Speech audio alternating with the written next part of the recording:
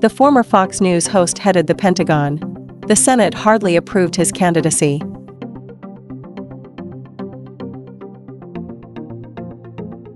The U.S. Senate approved Pete Hegseth as Secretary of Defense. His candidacy raises doubts even among some Republicans. He has little managerial or political experience. He is a combatant, a former TV presenter and a devoted supporter of Donald Trump.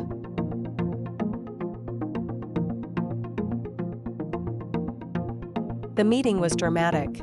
The votes were divided equally, 50-50. U.S. Vice President James David Vance had to exercise his constitutional right. He arrived at the Capitol and voted, adding the missing vote to Trump's candidate. Former Fox News presenter and Army veteran who served in Afghanistan and Iraq, 44-year-old Hegseth promises to make major changes to the work of the Pentagon.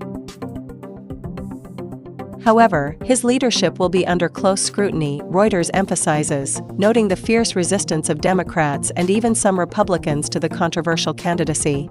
They have doubts about both his qualifications and his temperament. "We have never had a defense minister like Hegseth before," Jeremy Suri, a professor of history and presidential scientist at the University of Texas at Austin, told Reuters.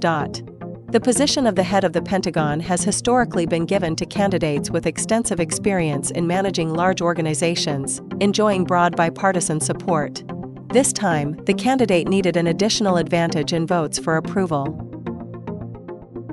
3 Republican senators voted against Hegseth, including Mitch McConnell. According to him, he could not demonstrate that he was able to effectively manage such a large and complex organization as the Pentagon.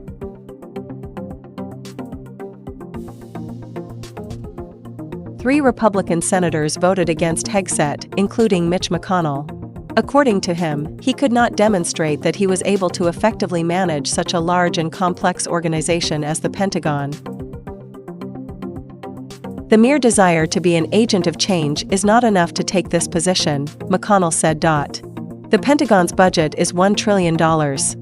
Hegseth told the legislators that the largest group he managed was 100 people, and the largest budget was $16 million.